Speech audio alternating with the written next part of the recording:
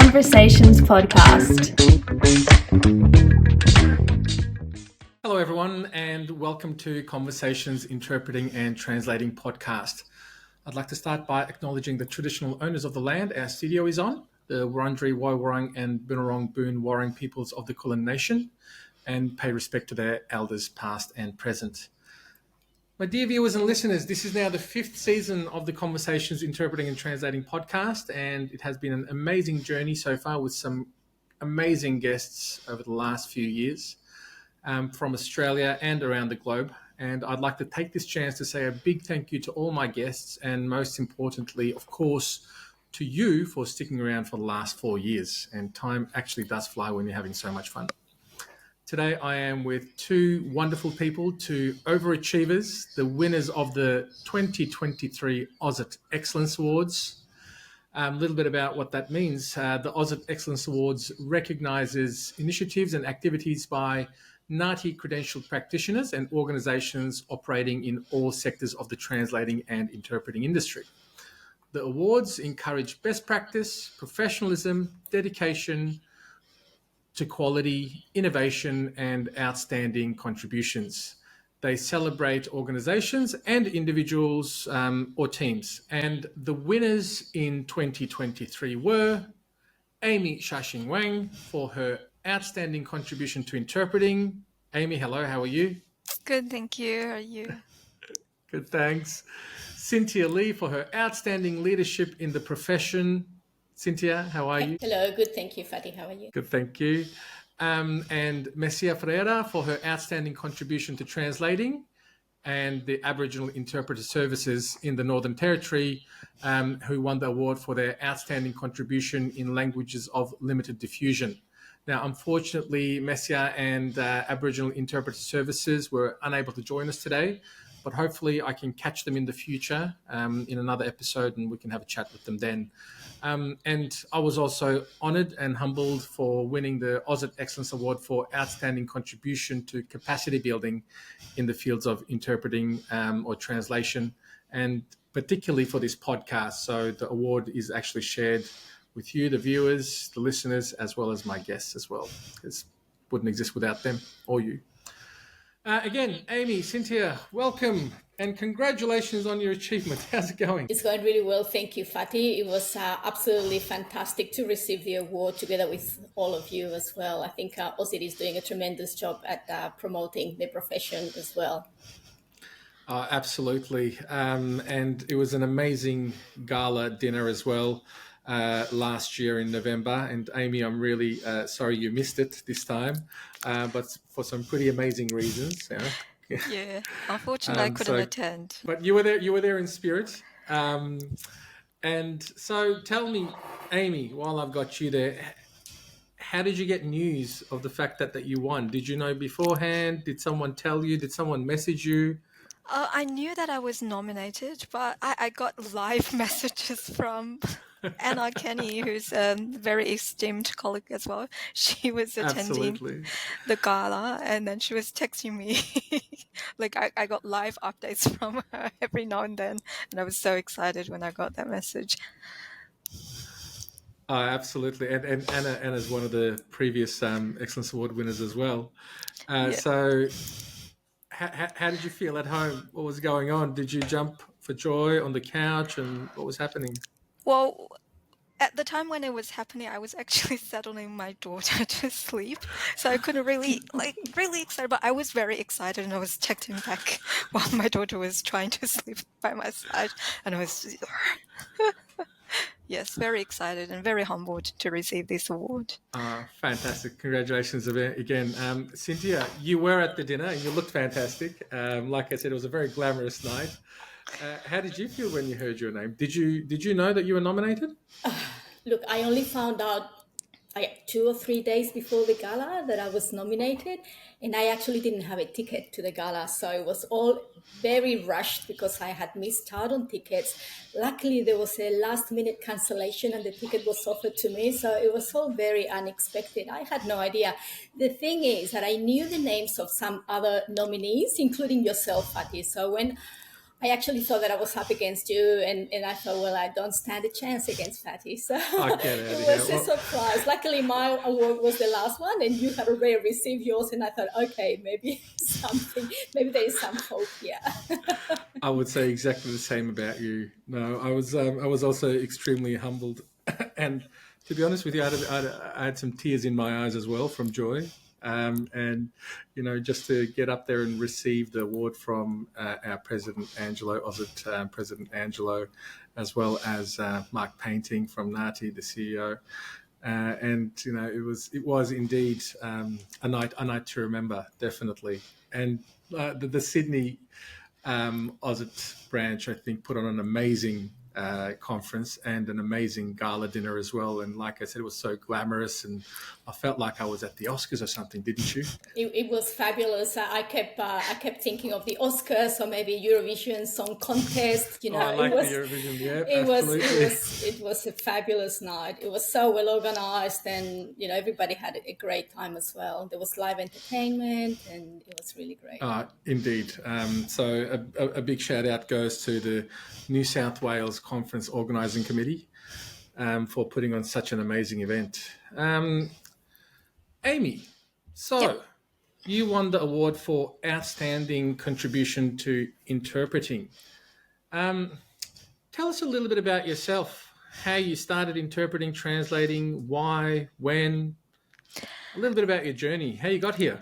Yeah, growing up, I had always been interested in language, and in China, the environment is different from, maybe a little bit different from the environment here. So people who can speak another language well is usually considered talented. So people would admire those kind of people. So learning a second language is always something people aspire to. So I was always interested in learning a different language, especially English. So like early on, I thought, yeah, being an interpreter was an interesting job.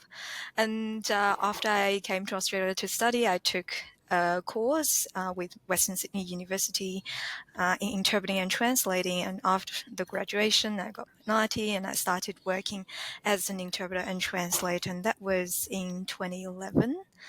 And yeah, it is a very rewarding profession. Well, probably not so much in money, but in the feeling of achievement and fulfillment that you are really helping people with their day-to-day lives. And especially in Australia, most of the interpreting is about legal and medical. It's really making a difference to people's lives. That's right. Rarely do we, I guess, interpret at weddings and parties, which is, you know, well, I've heard some people do it. I've heard people interpreting in weddings. I'm like, wow, I've never done that. Usually, you know, we're either interpreting when something goes wrong with someone, you know, whether it be for legal reasons or for healthcare reasons. Cintia, did you interpret in weddings? I actually have interpreted at a wedding. Yes, it was very interesting because wow. I was booked to interpret at the religious service, and you know, they didn't provide any information, so I decided to arrive really early just to find out. And I was told we are going to I think they were the parents of the bride or the bridegroom, I can't remember.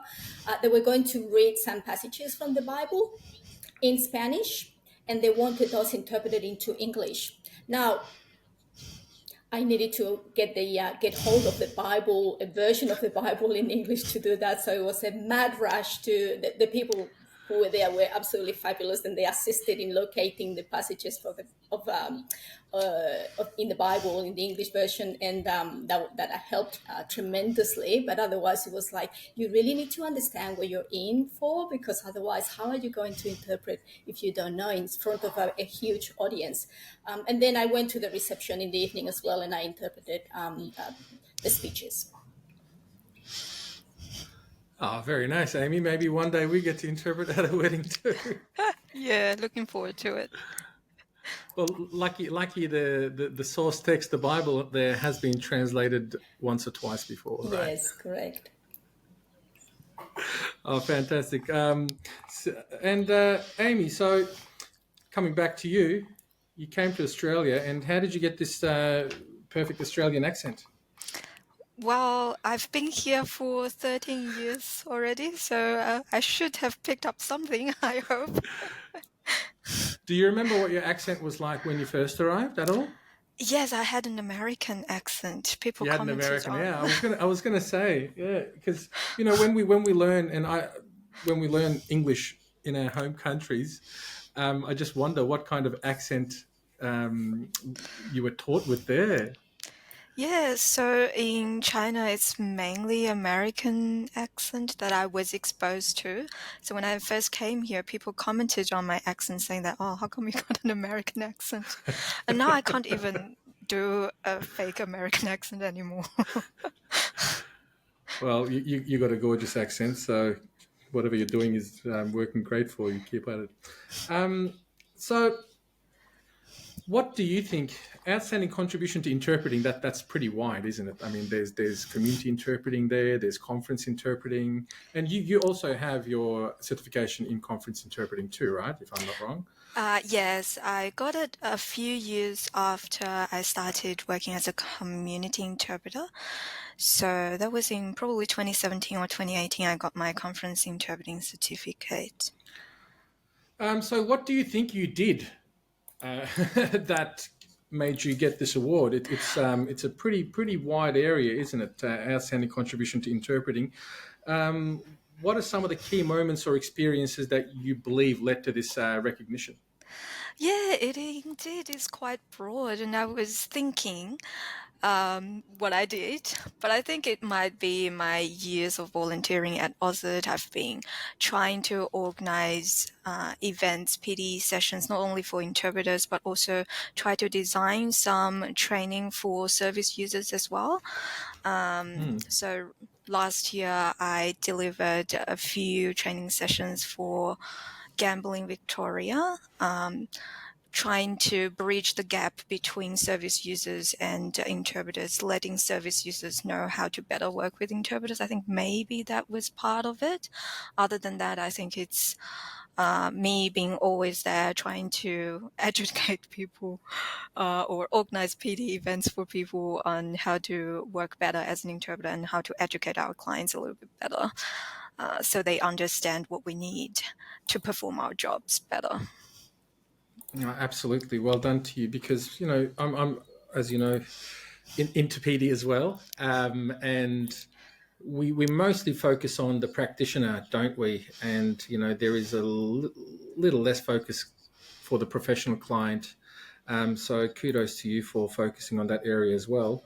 And just on that note, within regards to PD and events, you were the national vice president for PD and events until just recently, right?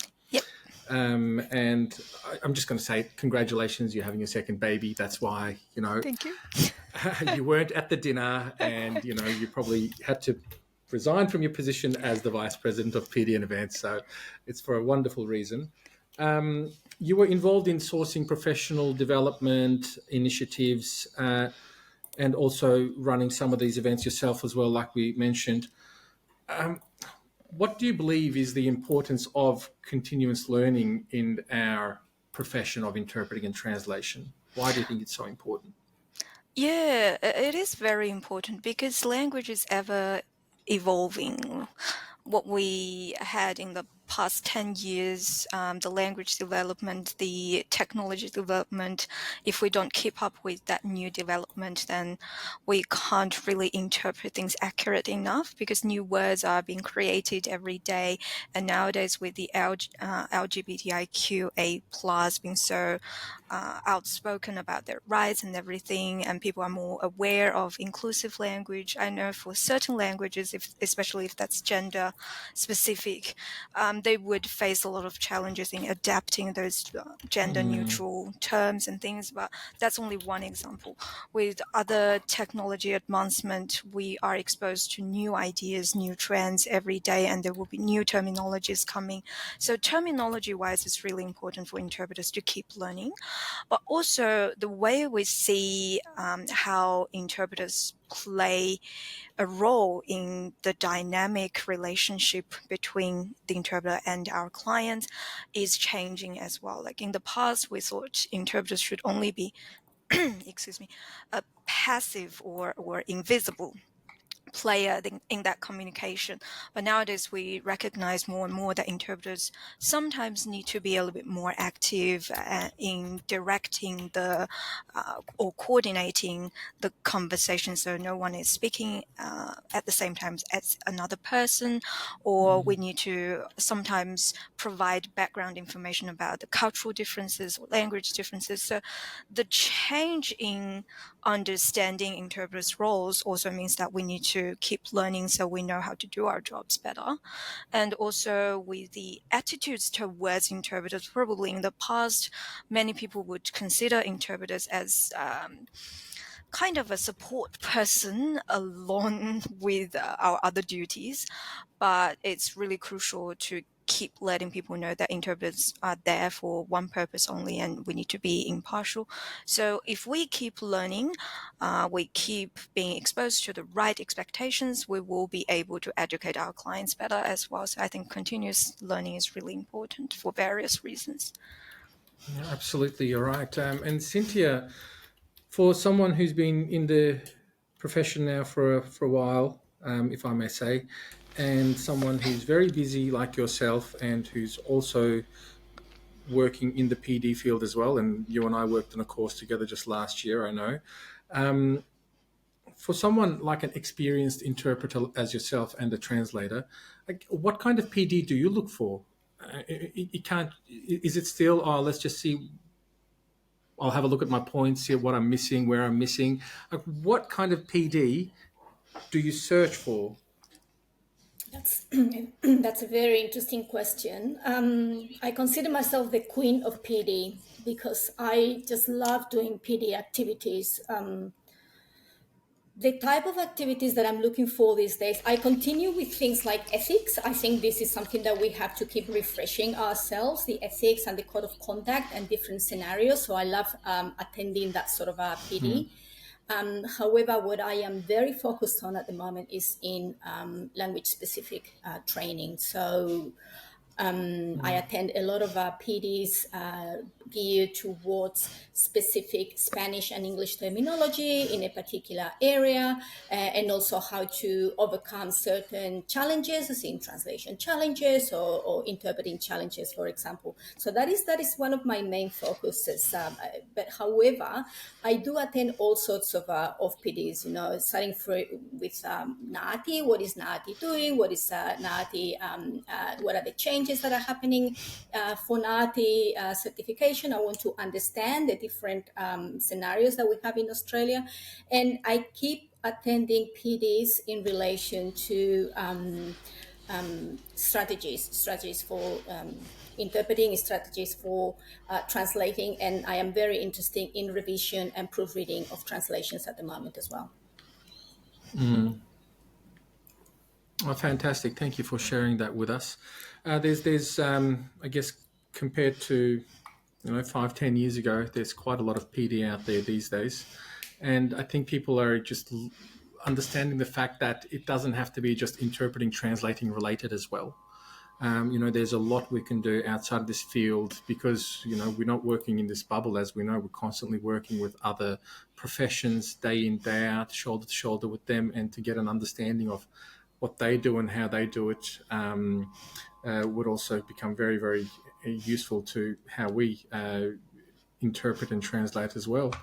And I like your focus on there within regards to language-focused PD. There is not a lot of it out there, is there? Maybe with some languages more than the others. And I guess it may be because they might not be trainers, educators within those languages that are willing to, take that leadership and run some PDs. And I know AUSIT has been trying to do some of these language-focused masterclasses. How's that going, Amy? Do you know, as the former Vice President for PD and events? We've had some of those language-focused masterclasses, didn't we? Yes, we ran a few language-specific master classes last year, I think, in languages like Spanish, Portuguese, and maybe French as well. So our the AUSIT's National PD Coordinator, Apolli, is working very hard in pulling off all these language-specific sessions. We also ran some LGBTIQA terminology sessions with a language-specific component, just because some languages are more gender-specific than others. But yes, indeed, it's quite challenging to source a good instructor who could run or lead those language-specific sessions.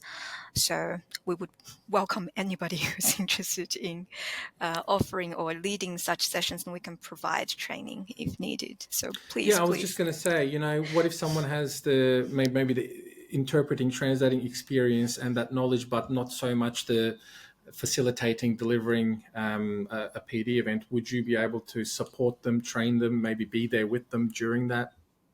Yes, so like I mentioned, Apolli has been working very hard on this, and she's got training. Yeah, hi Apolli, if you're listening.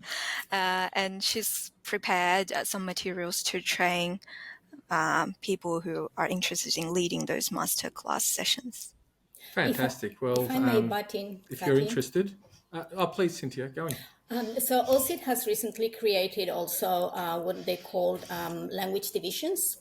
And we are in the process of forming those divisions. So far there is a Chinese one and there is a Spanish one, and I think there are others that are being created. I'm currently I don't know why I'm decided to put my hand up to become the delegate of the Spanish language division. So we are only having a second meeting this week, and the purpose of the language divisions, which is great foresight, by Angelo, to get people together from the same language group who can support each other, who can run PD events specific for that language, and who can provide this sort of information as in what do we need in terms of supporting the language in Australia. And so I'm looking forward to seeing what kind of activities we can organize around that.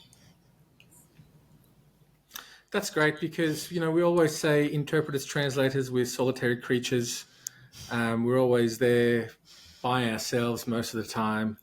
So I think having that sense of community and having the opportunity to bounce ideas off each other and learn from each other and just have that sense of community is going to be really important. So it'll be amazing to see, Cintia, how the Spanish cohort goes, and hopefully that sets up some examples for the other languages. So it's I know you say, why did I put my hand up? But someone has to do it. Someone has to take leadership, and I believe that's why you won the award as well, outstanding leadership in the profession. So you're asking yourself why. Well, there's your answer there. It just comes naturally to you. So please. Tell us about it and keep us informed of your experiences with the Spanish cohort, and we'll try to definitely promote it more and talk about it more in the upcoming episodes, so that we do bring our language cohorts communities together so that they do have that sense of belonging. Absolutely. Thank you. Cintia, I'm going to switch over to you a little bit there, because we've let Amy talk for a little while now, and let's hear your wonderful voice. Cintia, you won the AUSIT Excellence Award last year for outstanding leadership in the profession, and we just showed you a little example of why. But can you tell us, Cintia Lee, how did you start in this field of interpreting, translating? How did you end up in Australia? Why you're in Sydney now? Tell us a little bit about you. So the same as Amy, I was always interested in languages. I didn't know what I wanted to do, but I knew that I wanted to work with English and Spanish. So when I come from Bilbao in the Basque Country in northern Spain, and of course English, when I was growing up there, English was the main second language that people would study. So I had been studying English since I was very young. So I attended university where I did, in Europe it is called philology. So I don't think we use that much here in Australia, but it's basic courses that are based around linguistics, literature, translation. So I did 2 years of translation, and I became really interested, although I was not really sure what I was going to do with that. I was interested in joining the panel of interpreters for the European Parliament, but I didn't have a third language. So I was really not sure what I was going to do. I met my husband, who is Australian, in Spain, and then I came to Australia with him, and that's how I ended up here. And here, there was a whole new world of opportunities that opened up to me. Back in Spain, I was doing interpreting and translation for quite some time, but it was always... there was not much community interpreting or translation back in those days because there was not so much immigration. Now I know that everything has changed. And when I arrived in Australia, everything was based around community. Most of the work was based in community-based. So I do a lot of community interpreting and community translation. Of course, there are other types of interpreting. There's conference interpreting that I do as well, etc. So I wasn't really sure what I was going to do in Australia. I wasn't sure how many Spanish speakers there would be here that would need my services. So to be honest, it took me a long time to really get into the profession in Australia. I was always doing translations and interpreting, but on the side while I had another job. I got my NAATI certifications, both for interpreting and translation accreditation, it was called in those days, shortly after I arrived. So that opened the doors for me. But I always thought that it was something that I was going to do on the side. And then I went back to Spain. After some years, I went back to Spain and I lived there for 6 years and I did lots of work, interpreting and translation non-stop. And then I came back, and that's when I finally started to see, perhaps because with the internet and all the, directories and better access to everything, I was able to finally get into the profession and started building little by little what I was going to be doing here in Australia. So was there enough Spanish speakers for you to provide services for? I found that there is a lot of Spanish speakers, actually. Spanish is extremely busy. All the Spanish interpreters and translators are always very busy. It is very difficult to book us overnight. Fantastic. Well, in a way, like we say, it's when non-English speaking clients either have health issues or legal issues. But when this does happen, it's great to be there for our community, and it's just a job that we love doing. You come home and you feel like you've accomplished something. I mean, that's how I feel when I do my interpreting jobs. And I went to similar like to your school, Cintia, in Turkey. It was a little bit of everything. A little bit of teaching, a little bit of translating, a little bit of interpreting, a little bit of literature, mixed bag. And then when I came here, I did something completely different for years. I ran bars and restaurants for like 15 years. But I always wanted to be an interpreter and translator. And then I think it was 2015, and I said, well, hospitality is a young man's job. I'm not getting any younger. I think it is time I run after my dream. And then, went to RMIT, and lucky enough that they were offering Turkish that year. And I fell in love with the profession straight away. It was like love at first sight, first lesson, first class in. I was like, oh my God, this is what I was born for. And the rest is history. I started working as an interpreter, translator, loved every minute of it. Just coming home and having that feeling of, wow, what I did today really mattered for someone, and having that feeling every day was just, you're on this constant high all the time, and you completely oversee the money you're not making. Right? I mean, it would be amazing if this feeling fell in line with the remuneration of it as well. But in spite of that, it was an amazing feeling every day.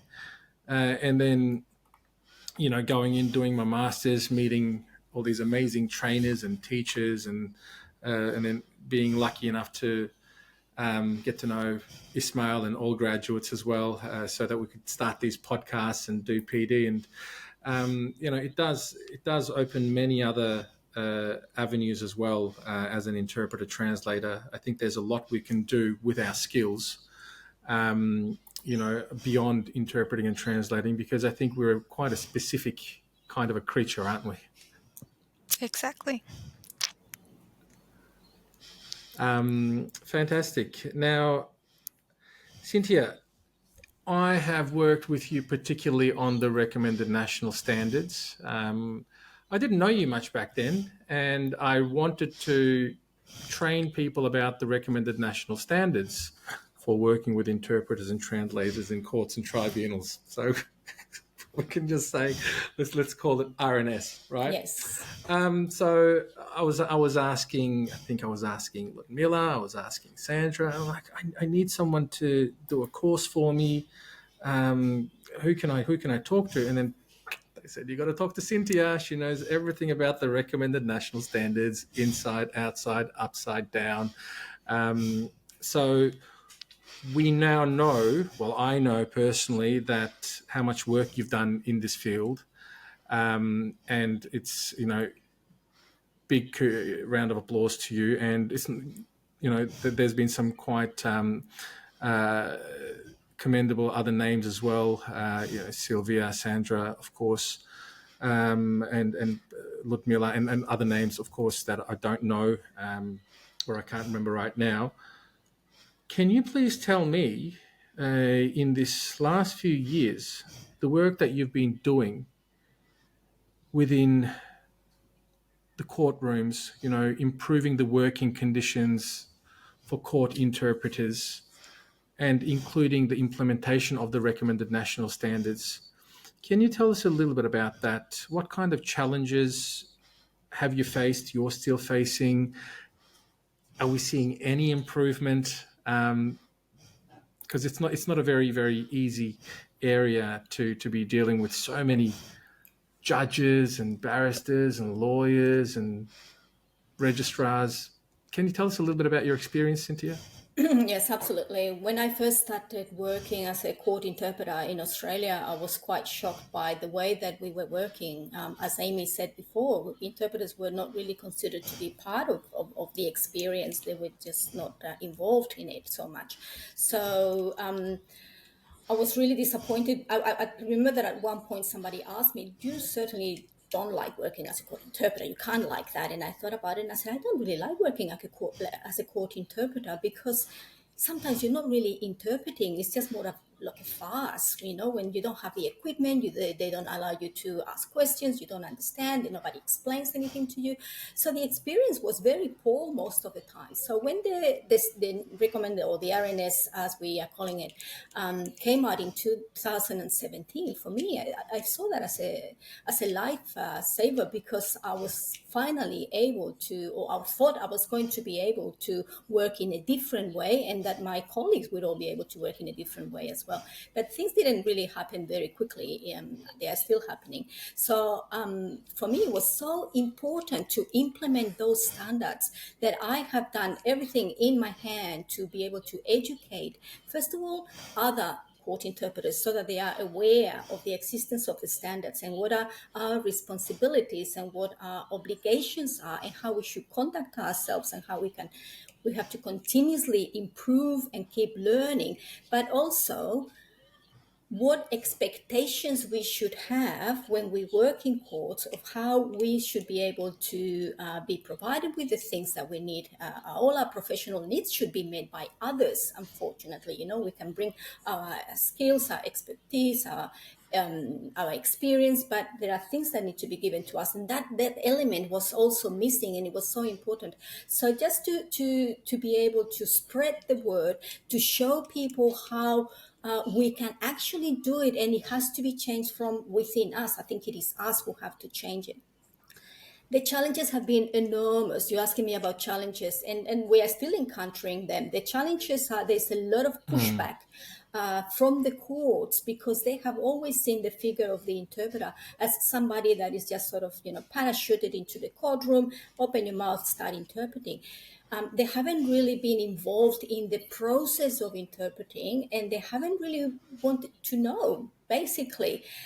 There's another element, of course. Interpreters have not been that proactive up until now. We didn't really have anything in our hand to go to court and say, look, these are the standards recognized nationally of how we should work with you, but also how you should work with us.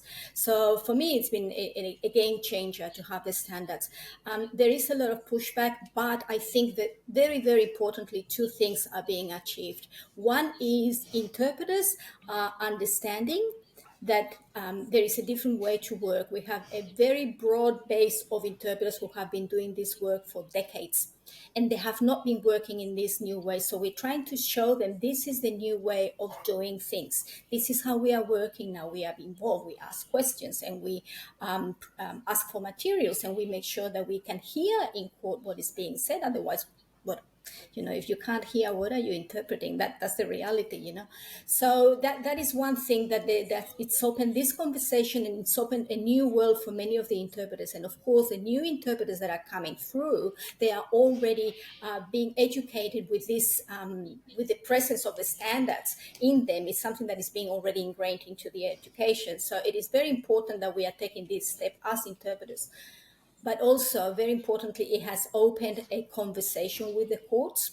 Many courts around Australia have now implemented protocols on how to work with interpreters, and that is raising awareness, not always in the way that we would like to see. Right now in New South Wales, we are seeing a lot of pushbacks from the local courts. But I think that even then, it has opened a conversation that was not there before, and I am confident that we will get there to get really good protocols in place that will improve the work of the interpreters, because it not only helps us do a better job when we have the information that we need, when we can prepare, when we can hear, when we are treated as a professional in the courtroom, not as a machine, for example. But also what it will achieve is that the professionals, the court interpreters themselves, they will have a reason to continue. And this goes towards the sustainability of our profession. Instead of going home discouraged because you couldn't do a good job, you go home feeling very positive and feeling fulfilled that you have really achieved what your goal was that day, which is perhaps to fully interpret the proceedings for somebody who could not otherwise follow the proceedings in English. So I think we are achieving great things, but to be honest, there is still a lot of work to be done. There is a lot of work, and we will continue working on this, of course. Absolutely, and I think a lot of great things have been done in the past few years, and we have seen some change. But we're talking about changing an entire culture here, aren't we? And we're talking about changing entire culture in a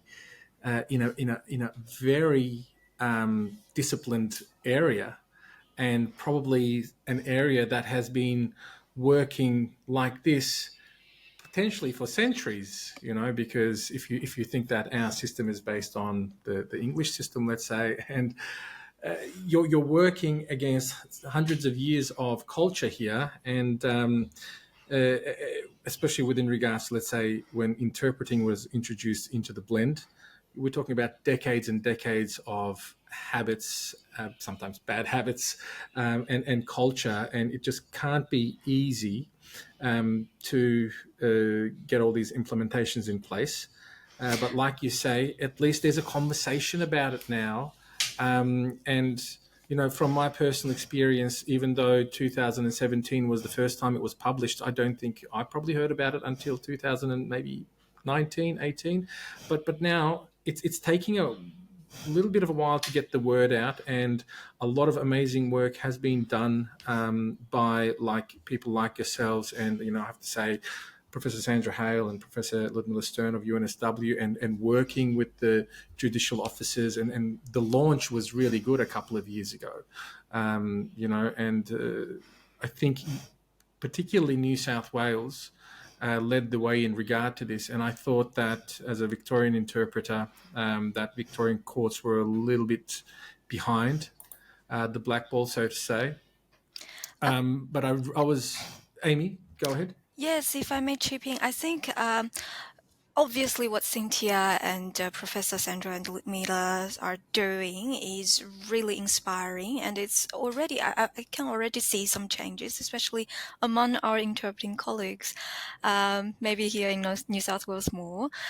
When I go to court, I see more and more of our colleagues asking for the hearing loop, which is so crucial for us to hear everything well. And some days I feel like I have to compete with other interpreters because they only have a limited number of working hearing loop in the courtroom. And I can also see that court officers, they are more aware of the need to providing those hearing loops to us. So I don't need to explain that much anymore why I needed the hearing loop, because at the beginning everybody just assumed that I had a hearing impairment, and now they just know that, oh, you would need that for interpreting. I will make sure you have one when it's your turn to interpret. So there are subtle changes happening. So I think we have hope there to slowly and gradually change. Absolutely. I'll a little bit of an anecdote from me, and that you'll feel proud about, Cintia, as well.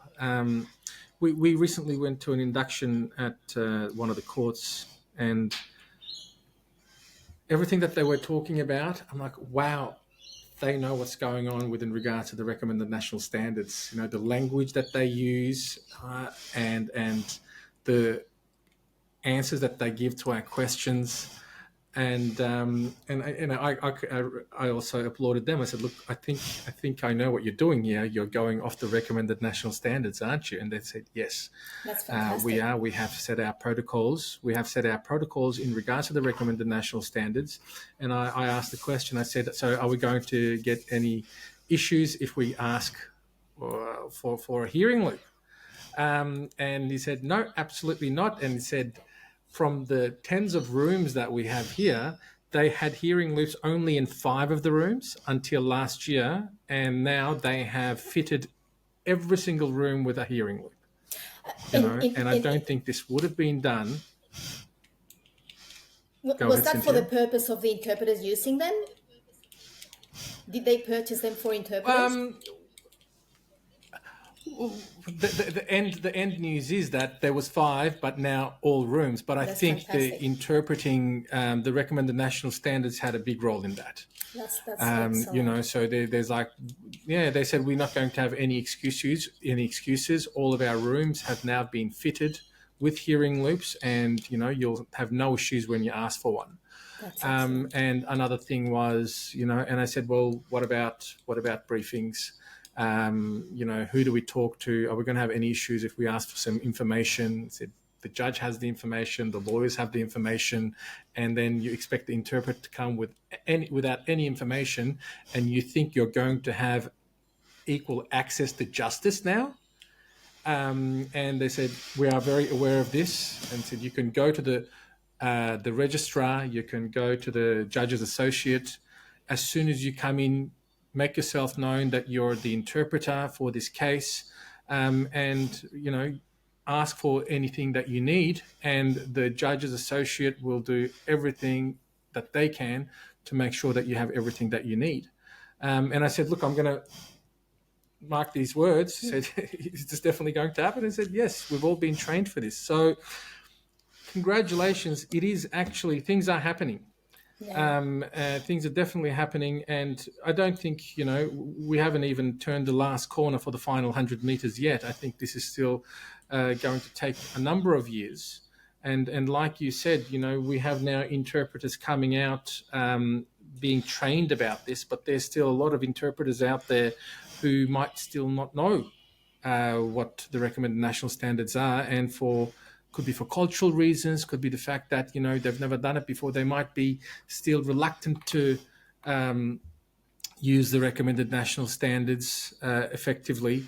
But I think we are getting there. So the amazing work you and everyone else has done in this field is, I can say, physically, I've seen this actually happening. So thank you and well done. No, absolutely. Thank you. And if I can just mention something else, look, we are doing a lot of work here in New South Wales, but what I have in mind, it would be great if I don't know what's happening in Tasmania, I don't know what's happening in South Australia, I don't know what's happening in Western Australia. I believe that the way to tackle this is we need somebody some court interpreters in each of the states and territories who can push for change within their own system. Because us doing the work in New South Wales is not going to help somebody who is working in Hobart, for example. So I think if somebody is, those listening to this podcast today, we need somebody who takes up the role of leading change in your own state and territory. Yeah, Well, exactly. maybe go on, Amy. Yeah, I echo that because a few of us can say a lot of things, but we can only be exposed to a limited number of people. But if every interpreter takes that responsibility and assumes that it's our right to let court officers know how to ensure our jobs are easier, then they will be educated much quicker. Because if one interpreter turns out of the blue and say that I need this and I need that, they were like, oh, what's wrong with this person? But if everybody is going there consistently asking for the same thing, they understand, oh, this must be something that the professionals need to perform their jobs well. Yeah, absolutely. I mean, together we stand, divided we fall, right? Exactly.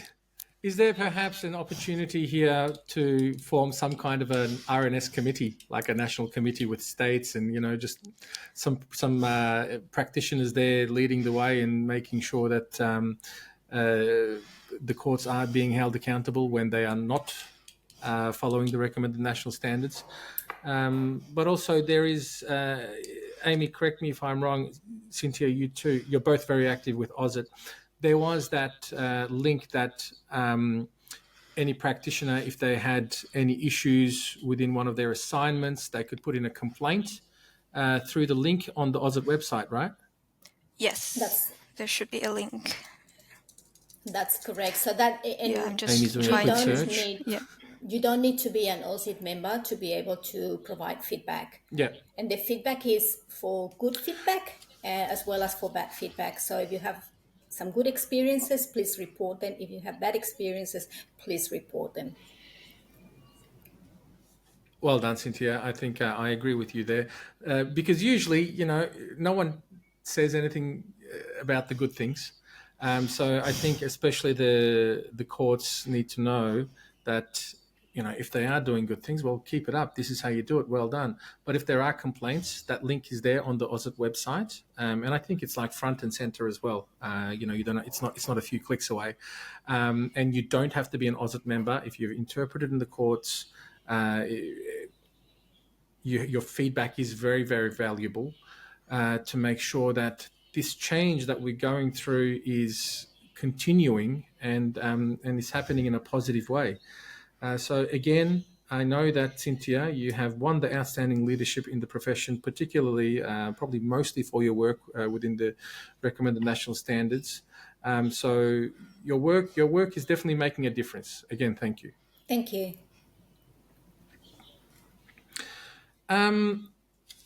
Slowly wrapping it up. Now, there's a lot of interpreters and translators coming through.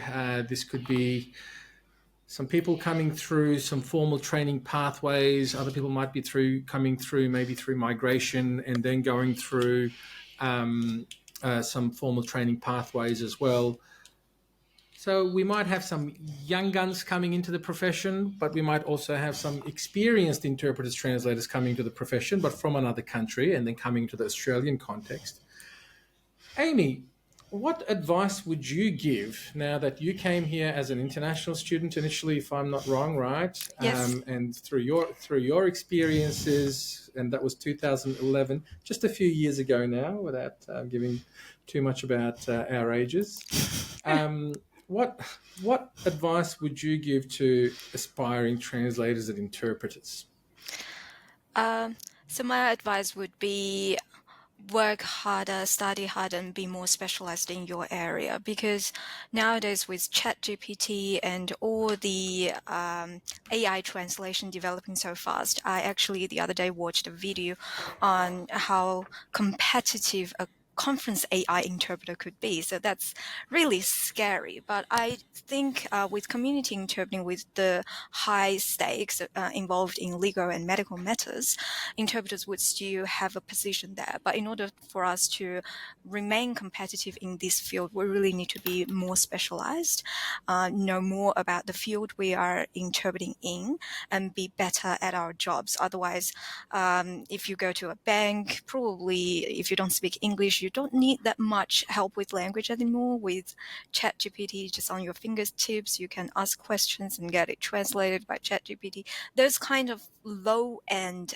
and low risk interpreting tasks looks like quite certain they will be replaced by some form of technology. But in terms of the high risk areas, legal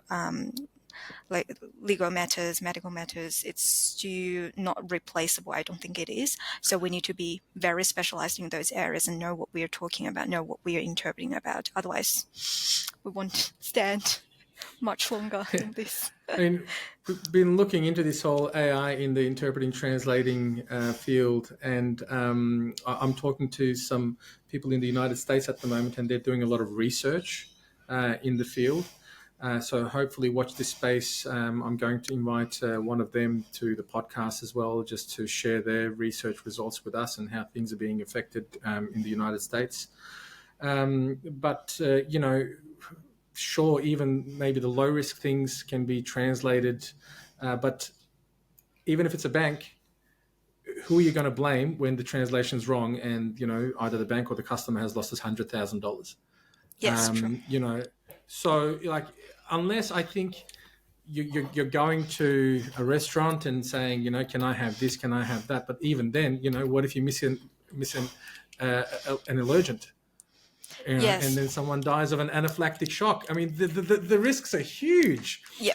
How much of this risk are you willing to take at the end of the day? So I think I firmly believe that our profession is safe, but we do really need to learn how to work with potentially the technology, AI.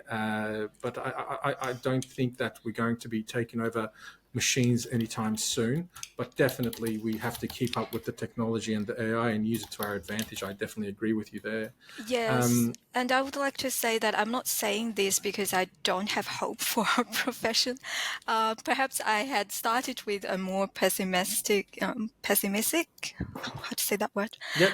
Pessimistic note, but I still think there is a place for interpreters and translators to stay, especially even with AI technologies. We would need new people to verify those scripts, and we would need new linguistics to work on bridging those language gaps, because maybe for some languages they have a large enough corpus to cover a lot of things, but for other languages they would still need linguists and translators to work on that corpus. So there's still job for us. We're still here to stay. But what I'm saying is, if you don't keep up with the technology, if you don't know how to work with technology, how to use technology to your advantage, then it's probably not going to end up very well for you. So I'm still optimistic.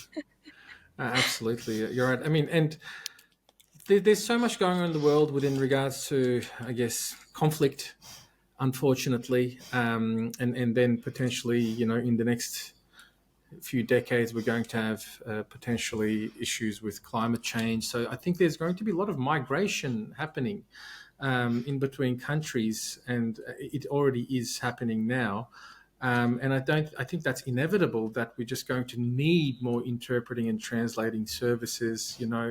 Like you said, with some of these major languages, the corpora might be developing, but then there are so many dialects, so many other idiosyncrasies of languages that I don't think it's going to be, overnight be able to fully risk-free being interpreted or translated by AI.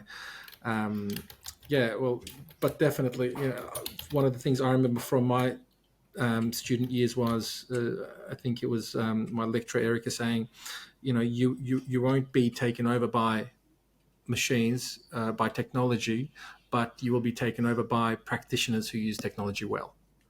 Exactly. So definitely, there's definitely something in there. Cintia, what do you think on that topic, but also, as an experienced and a very, very valuable practitioner in our profession and in our community, what would you say to someone who's just coming into the profession? Any recommendations, any do's and don'ts from you? A few. I would recommend assertiveness and perseverance. Things will not happen overnight. You need to find your way into the profession and how to stay there. And you might not end up where you were planning to be at the beginning. It is one of those professions that you will sort of find your way as you go along, as with many other professions, I suppose. But what I think is extremely important is the creation of networks and to be connected and create opportunities, and also make the best use of those opportunities. At the moment, I think AUSIT is doing a tremendous job of getting people connected, and that is one of the advantages of being associated. So I would say join AUSIT, understand what is happening out there in the profession, and practice solidarity with your colleagues as well. Now, in terms of the AI challenges, which are great, we also know that the number of multilingual communications around the world are multiplying exponentially on a daily basis. So yes, there is a lot more AI being used for interpreting, but like Amy was saying, where there is a high risk communication, you will need human intervention. And those companies, organizations who are not making themselves, who are not engaged in the services of a professional to verify what AI is producing, those are the ones who are going to suffer. We will always need professionals to check on what AI is doing, and we need to learn new skills. So like Amy was saying as well, we need to learn to work with the technology, and that is going to be fundamental. One thing that I would say though, technology is producing good translations. We know that. In some cases, that is the case, not always. It will always depend on the type of text that you have and the type of audience, target audience, etc. However,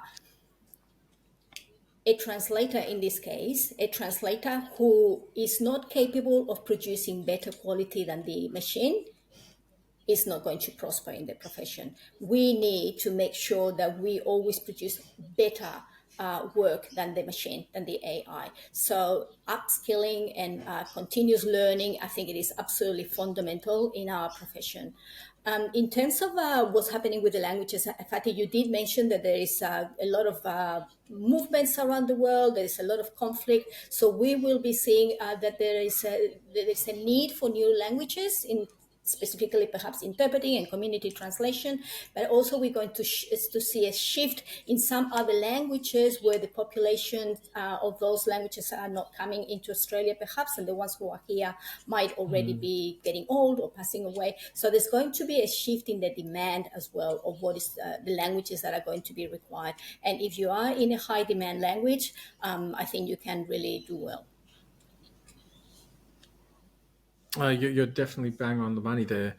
You're looking at the migration into Australia post-World War II, post-Vietnam, and then in the 90s, I think it was the post-Balkan War. So the trends are constantly changing, and what is a high-demand language now could be not around in 20, 30 years' time. You're definitely right. So, I mean, what does that say, though? I'm just probably going to open a whole other can of worms now. Let's say my language is Turkish, and I can see numbers dwindling potentially, because anyone that's coming in now mostly speaks English, okay? And the ones that don't speak English would be the only ones that's left to you. And then the older population who probably came here during the 60s, 70s, I mean, knock on wood, I hope they live to be 100. But potentially what is a tier A language now, is it going to be extinct in the next 20, 30 years? Is it just going to be, maybe I'm just going to be doing this as a side job now? So I wonder what we say to people in those languages potentially. We're talking languages like maybe Greek, Spanish, Turkish. is there going to be enough work around for these people to invest their time and efforts in the next 20, 30 years is just another question. That's a But I million think dollar one question. thing good with the COVID is, yeah, it's a very good question. But one good thing out of COVID is the advancement we made in video conferencing. So for those people, probably they don't need to set their mind in Australia alone.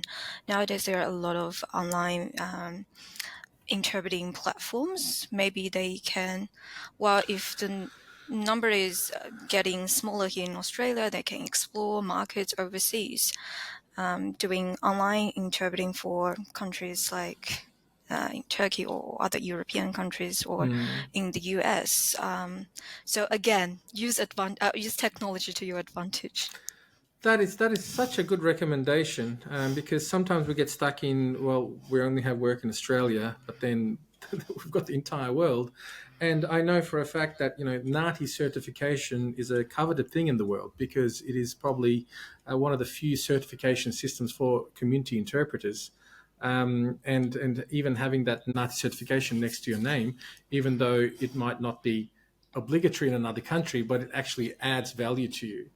And I definitely know this for a fact that, international translation agencies, they value the NAATI certification, and it would give you the upper hand. So, Amy, thank you. I'll also take that on board as a Turkish interpreter, who might be seeing potential work dwindle in the next decade or two.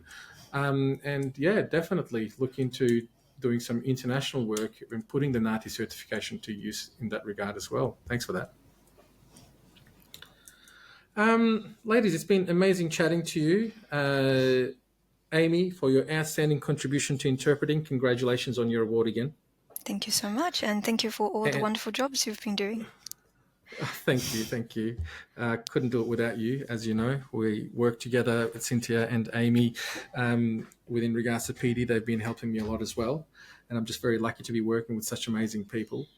And Cintia, you as well, outstanding leadership in the profession. And then you say, I don't know why I put my hand up for this, but we just you're a natural leader. We can so see that, and. Congratulations to you, and thank you to you again for your outstanding leadership in the profession. Thank you, Fatih, and congratulations to you too for your outstanding contribution and capacity creation, and for this wonderful podcast that you have created. Thank you. I appreciate that, and I think there's a lot that we have done, and there's a lot more that we can do individually, together, as a community. As LSPs, as institutions, as organizations. I think I love our profession to my bone. And I think there's a lot more we can do still in this field. And I hope that we are going to see more and more younger people come into the profession, and really make a go of it. And hopefully, remuneration is an issue, like we said, and but I do firmly believe that if we keep excelling in our profession, and if we keep growing it and gaining respect for it, I think the remuneration is going to follow. I firmly believe in that. And I know that, government organizations see this now as well. And I don't want to open up another can of worms, but within regards to tendering and how much money is invested in language services. But I think they're seeing this more and more now as well. And I think the future is bright. I want to firmly believe that. I believe that in Australia, we have some amazing interpreting, translating academics, professionals, as well as LSPs. There's a lot being done by a lot of different people. And I think, it's not perfect, but the world does envy Australia when it comes to, I think, interpreting, translating. So it's not all doom and gloom. I think there's a lot more promising things that we're all going to be able to do and contribute to our profession. I think watch this space. We're not going anywhere. We're here to stay, and it's just going to get better and better, in my opinion. big round of applause again to Cintia and Amy, but also Messia as well for her outstanding contribution to translating, and as well as Aboriginal interpreter services as well. So hopefully I can catch up with them in another episode. But until then, thank you very much to the viewers, to the listeners, and like we've said, I won the Excellence Award as well for my contribution to capacity building, but in particular the podcast, and couldn't have done it without you out there sending emails in, making comments, listening, viewing. And I looked at some of the stats, and we're talking about tens of thousands of downloads and streams, not just from Australia, but also now New Zealand, but also just random places like Norway. I saw people listening in Norway. It's fantastic. We do have that international outreach as well. So thank you to every single one of you that has been listening. But also thanks to all graduates as well for giving me this platform, and hoping to be working together, the entire profession, shoulder to shoulder for the next few decades, at least, while we're all around, and then beyond that, pass the baton on, and hopefully, people will look back to the internet these days, and, imagine 30, 40 years down the track, we might be hopefully retired and chilling out somewhere, and people talking about us and the podcast and everything that you've done, Cintia, everything that you've done, Amy, and wouldn't that be just an amazing thing? Thank you so much, Fatih. Looking forward to it. Absolutely. Thanks very much, everyone, and we'll see you in our next episode, and all the best to you. Take care.